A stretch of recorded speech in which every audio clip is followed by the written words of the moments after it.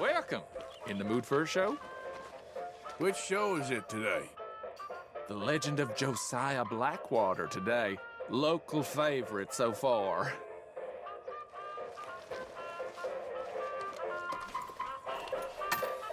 Can I buy a ticket, please? We'll be starting soon, just inside the tent there.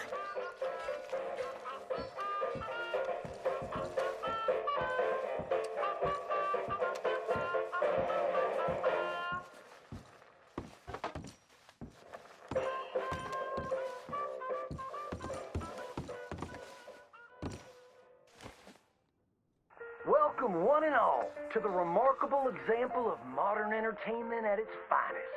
Now, most of you youngins, I'm sure, know about our great national hero and pioneer, Josiah Blackwater. Him that gave the town of Blackwater its nomenclature. You see, only about 100 years ago, weren't nothing here but big old forest, ferocious beasts, surly savages, arid deserts, and unconquered mountains. The West, well, the whole West was untamed. Your mama probably told you bedtime stories about Josiah's many adventures, but I'm gonna tell you a story you ain't likely to have heard about his possum hat. Now, Josiah Blackwater was born in the year of our Lord 1782 in a log cabin just west of Ansburg. He was a special boy. His pa gave him his first rifle when he was 3 years old. Boy, he took to it right away. He exclaimed, "There's a whole mess of critters out there in them woods that aim to eat us, so I'm gonna consume them first." Yes, sir. He really took to killing all manner of things. He was such a keen shot. One morning, he was sorting up some winter turnips for the root cellar when a big old bear and her cubs came in the kitchen hunting for food. It had a mind to eat up all the jams and preserves. Josiah grabbed that bear and wrestled her to the ground and squeezed and squeezed and squeezed. He whooped the tar clean out of that big old critter. Then he tied her up and grabbed them cubs and ground them into sausages while the mama bear watched. That's fine eating. His mom and pa knew right then he was cut out to be the finest wild frontiersman that ever drew breath. But first, they wanted him to get some book learning.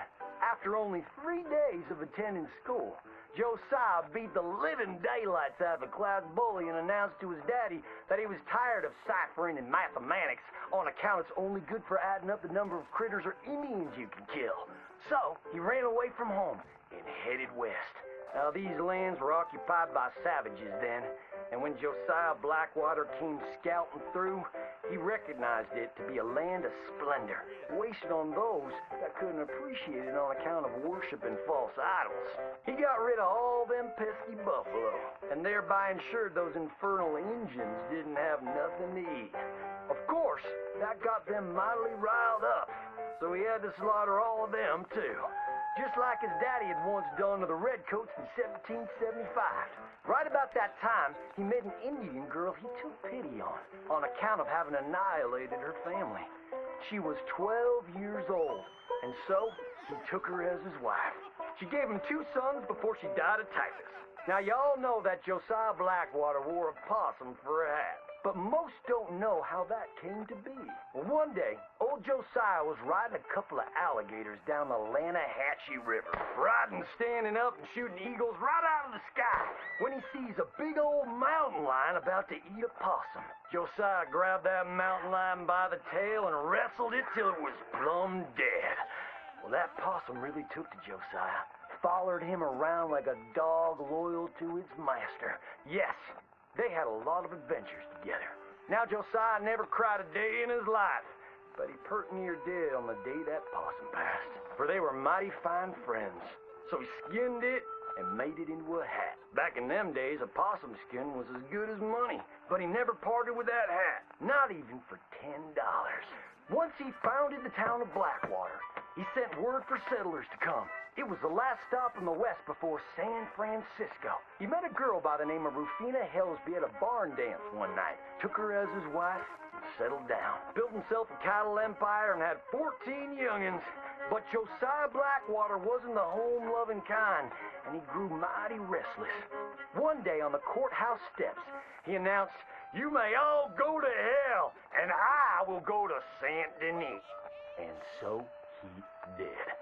enjoyed French pursuits of strumpets and wanton gluttony, which is where he came upon the idea of running for Congress. He wore that possum hat every day as a congressman, as a reminder of where he come from, saying, I may live in barbaric splendor, but I always remember, keep your friends close and your gun closer, because you don't know when you might have to shoot them.